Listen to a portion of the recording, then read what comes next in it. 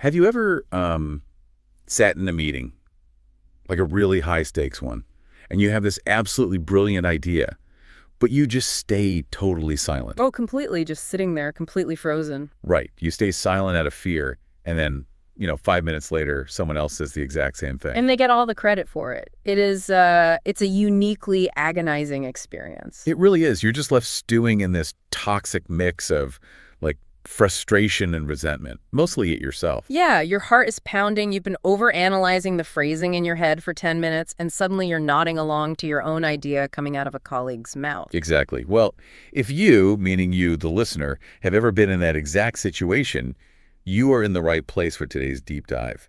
Because we are digging into some incredibly revealing notes and excerpts from a piece called The Architecture of Confidence. Which is such a great title, by the way. It is. And our mission today is to, completely deconstruct the mechanics of confidence. We want to take this concept that so many of us treat as this mystical, genetic trait like, being double-jointed or having green eyes. Like you're just born with it or you aren't. Exactly. We want to shift it from that to a highly practical, step-by-step skill that anyone can build from scratch, like a muscle. And that shift in perspective is the necessary starting point, because that paralysis you just described in the meeting room, that is a universal human experience. Oh, absolutely. But the framework we're unpacking today, it provides this meticulous psychological blueprint for dismantling that paralysis. It drags us away from empty platitudes like, just believe in yourself. Hate that one. Just be confident. Like, oh, wow, why didn't I think of that? Right. It's completely useless advice. Instead, this source forces us to look at the actual neurological and behavioral levers you can pull to change how you operate in those high-stakes environments. So let's ground this in the real world. To illustrate how his architecture works, the notes introduce us to a protagonist. His name is Ethan. Ethan is, he's basically the archetype for the incredibly competent yet chronically invisible professional. Yes, you know this person. Honestly, you might be this person. Ethan is diligent. He's analytical. He processes complex problems faster than almost anyone else in his department. So his baseline competence is completely locked in. He isn't suffering from an intellectual deficit at all. Not even a little. His fatal flaw is an execution deficit. Yeah. And it's specifically driven by a lack of confidence. Yeah, the notes detail his default behavior. During these critical strategy sessions, he essentially, he unplugs his own microphone. Even when he holds the exact piece of data the group is desperately searching for, he just freezes. And we really need to look at the why here, because it's not just that he's shy. When you look at his internal monologue, it is a masterclass in catastrophic thinking. Oh, it's brutal.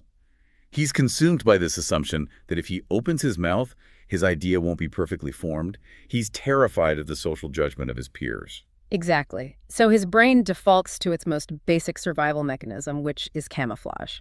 He literally tries to become invisible. Which, ironically, leads directly to that agonizing scenario we just talked about, watching someone else capitalize on his unspoken brilliance. Let's actually look at the mechanism of that camouflage for a second.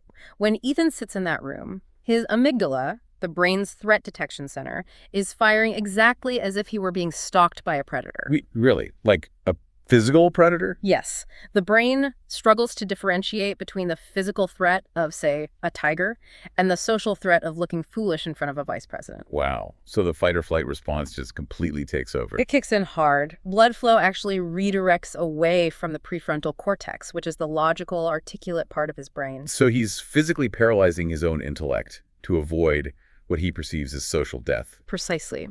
But the tragedy is, he views his inability to speak as a permanent character flaw, rather than, a temporary biological hijack. That is such a vital distinction. He just thinks he's broken. But then, the framework introduces a foil to Ethan, a colleague named Laura. Laura is fascinating. She really is. She completely shatters his flawed definition of what confidence even looks like. And this is a massive paradigm shift, because culturally, we have this deeply ingrained stereotype that confidence equals volume. Oh, for sure. We think the confident person is the loud, dominant, table-pounding extrovert who just sucks all the oxygen out of the room. The quintessential alpha business stereotype. Exactly. But Laura is the complete antithesis of that. The source specifically notes that she is not loud, she doesn't interrupt people, she doesn't posture. Right, she operates with this incredibly potent, calm clarity. She asks these highly targeted questions. And when she speaks, the room leans in. Not because she's overpowering them, but because her signal-to-noise ratio is just so good. Yes, she proves that true, sustainable confidence is about clarity and conviction, not decibels. And watching Laura operate is the pivot point for Ethan, because once he recognizes that he doesn't need a personality transplant to be confident-like, he doesn't need to morph into a charismatic extrovert. The barrier to entry suddenly drops. It becomes attainable. He realizes that whatever Laura is doing, it's a tactical approach, not some genetic advantage. So he finally gathers the nerve to just ask her. He asks her how she does it. How is she so immune to the fear that paralyzes him? Which leads to Laura dropping what I consider really the central thesis of this entire deep dive. She tells him, I wasn't always confident. It didn't happen overnight. And she dismantles the biggest illusion of all. She admits that she still gets nervous. That blew my mind. That is the crux of the whole architecture, isn't it? It is. Most people look at someone speaking with Laura's level of poise, and they assume she's experiencing zero internal anxiety.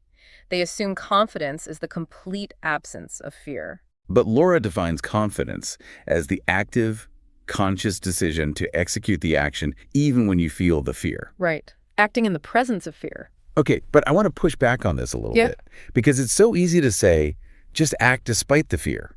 That sounds great on a, motivational poster. Sure. But when your amygdala is literally screaming at you, as you just explained with the tiger analogy, how do you actually bypass that biological hijack? You can't just willpower your way out of a physiological response. You're entirely correct. Brute forcing it simply doesn't work, which is exactly why Laura doesn't tell Ethan to just be braver. Right. She gives him a system. She hands him a highly calculated 3-step blueprint for what we might call microcourage. It's a behavioral workaround. And step 1 is to shrink the arena. Shrink the arena. Tell me more about that. She tells him to start speaking in the smallest, lowest stakes situations possible. Don't volunteer to run the quarterly review right out of the gate. That would be a disaster. Exactly. Just ask one simple clarifying question during a routine team sync.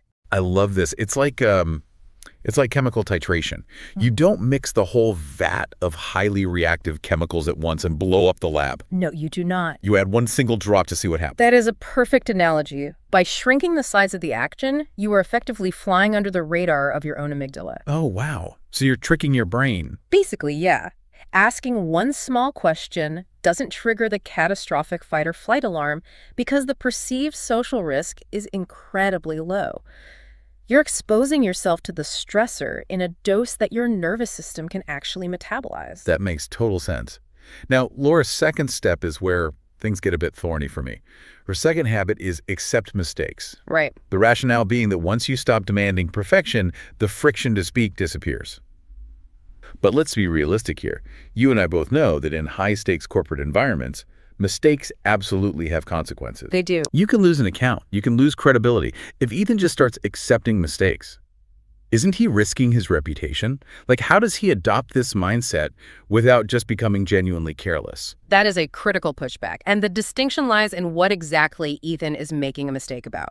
Laura isn't advocating for negligent, sloppy work. Okay. She's targeting the fear of conversational imperfection.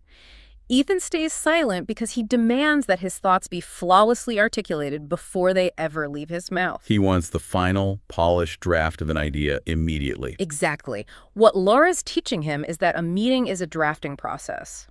The mistake isn't a massive error in financial judgment. The mistake is stumbling over a word or suggesting an idea that gets politely shot down. Oh, I see. By accepting that minor social friction is just a normal part of collaboration, he removes the catastrophic pressure. Right. It's not about accepting incompetence. It's about giving yourself permission to iterate out loud. You don't have to be the oracle delivering a flawless prophecy. You're just a guy adding a piece to the puzzle. That's a great way to put it. And that flows perfectly into Laura's third step, which acts as a sort of safety net. Prepare your thoughts before important conversations. Prepare your thoughts. She notes that when her ideas are structurally organized in advance, the delivery takes care of itself. But wait, if I'm meticulously preparing all my thoughts to lower my anxiety, aren't I just creating a rigid script? And scripts are dangerous. Very. Because if the meeting goes off topic and I lose my place in that script, Won't my working memory just crash and leave me panicking even more? That's exactly why you shouldn't prepare a script. A script is fragile. Laura's talking about building scaffolding. Scaffolding. Yeah. A script dictates exactly what you will say word for word. Scaffolding is just identifying your core premise and maybe, two supporting data points. Got it. So when the anxiety inevitably hits and your working memory starts to narrow, you don't have to rely on spontaneous brilliance. You simply lean back on the structural pillars you've already built. So Ethan actually takes this 3-step blueprint, shrink the arena, allow for iteration, build the scaffolding, and he runs a real-world trial. He does. The very next day, he decides to deploy this micro-courage. He raises his hand to ask a highly specific, simple question. And the notes from the source are very honest here. His voice shakes a little. Which is important to highlight. The fear hasn't magically evaporated. Not at all. But the critical outcome is that the sky does not fall. He doesn't get last out of the room. In fact, his manager pauses and genuinely thanks him. Because Ethan's question happened to clarify a massive ambiguity for the entire team. Right. And that moment is neurologically profound for Ethan. It creates this positive feedback loop. For years, his brain predicted that speaking up would result in social death. And he finally ran an experiment, and reality delivered a total different result. He proved his own threat detection system wrong. But as great as that victory is, it's just one meeting. If he wants to turn this into a permanent trait, he has to go deeper. He does. The external tactics are great. The scaffolding, the small questions, they get you in the door. But to stay in the room, he has to deal with the psychological rot underneath. He has to address why he fundamentally believed his voice didn't matter in the first place. Which brings us to the next phase of his evolution. Ethan starts listening to an audiobook during his commute. It's called Confidence: How to Overcome Your Limiting Beliefs and Achieve Your Goals. Now, limiting beliefs. We hear that term thrown around in pop psychology so often that it's almost lost its meaning. Right. It feels like something you'd read on a wellness influencer's Instagram post. It can sound very fluffy, like just let go of your limiting beliefs. It really can. But the notes extract a highly clinical architectural view of this concept from the audiobook. The source outlines the greatest hits of limiting beliefs. I'm not good enough. People will judge me. My ideas are derivative. Yeah, the classics. Ethan has been operating under the assumption that these thoughts were empirical facts. But the breakthrough is realizing that limiting beliefs are absolutely not facts. They aren't. No, they are simply habits of thinking. Habits of thinking. Let's pause on that. I love that phrasing so much. I want to try an analogy here. Go for it. Let's say you're standing at the edge of a dense, overgrown forest, right? Yeah. And you need to get to the other side. Over the years, you've walked the exact same path through the trees every single day. Okay. That path represents the thought, my ideas are stupid. And because you've walked it thousands of times, the dirt is packed down, the brush is cleared out, it is the path of absolute least resistance. Right. So when you get stressed in a meeting, your brain automatically sprints down that paved highway. That is exactly how neuroplasticity works. It's Hebb's law. Yeah. Neurons that fire together wire together. Oh, right. I've heard of that. Your brain optimizes for efficiency. It wraps those frequently used neural pathways in myelin. Like a myelin. Yeah, it acts like insulation on a copper wire, making the signal travel even faster. So the thought, I am going to sound foolish, literally travels through Ethan's brain faster than the thought, I have a valid point to make. Wow.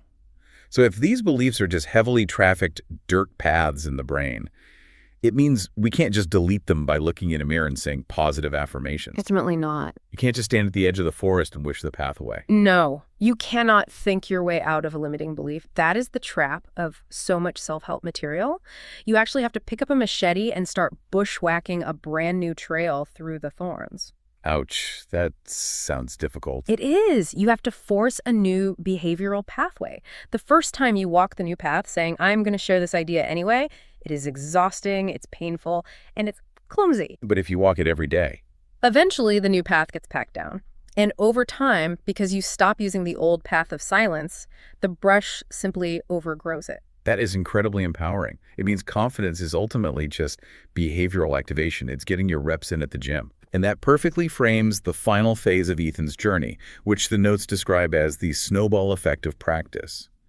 Once he realizes his fear is just an overgrown neural pathway, he stops taking it so seriously. He starts aggressively bushwhacking that new trail. And the source details a very deliberate escalation. progressive overload. Yeah, we see him move beyond the micro-courage of a single question. He graduates to offering short, unprompted ideas. Then he begins initiating complex strategy discussions one-on-one with colleagues. Building up the muscle. And finally, the ultimate test. He volunteers to stand up and present a project to the entire division. He is systematically exposing himself to higher and higher levels of perceived risk. But I want to inject a massive reality check here because I don't want anyone listening to think there's a magical inflection point where this suddenly feels like a warm bath. Oh, no, it doesn't. The notes explicitly state that every time he scales up to a new level, the discomfort returns. When he goes from asking a question to presenting a project, his heart rate spikes all over again. The fear does not vanish just because you understand the neuroscience. That is essential to remember. You are still a human being exposing yourself to social vulnerability. But what does change is his relationship to the discomfort. The friction decreases with every repetition. Yes. Yeah. The panic is no longer a stop sign. It just becomes background noise. He's built a tolerance to the adrenaline. And what happens when you build that tolerance? Let's look at Ethan's end state. Because he endured that friction, the entire dynamic of his professional life completely inverts. It really does. Instead of hiding, he is now the person colleagues actively seek out for insights. His ideas are actually put into production to solve major company problems. And on a purely physical level, the source notes something really interesting. What's that? His voice stops shaking. The resonance of his actual voice becomes stronger because his nervous system has finally accepted that it is safe to be heard. That's amazing. Yeah. If we pull back and look at the entirety of Ethan's timeline, it proves the core thesis we set out to explore today. That confidence is absolutely not a gift bestowed upon a lucky few at birth. No, it is a highly trainable, mechanical skill built through systematic exposure to discomfort. Ethan completely transformed his reality, not by waiting until he miraculously felt brave, but by acting bravely while he was still terrified. He rewired his own brain through action. I want you, listening right now, to really visualize that timeline.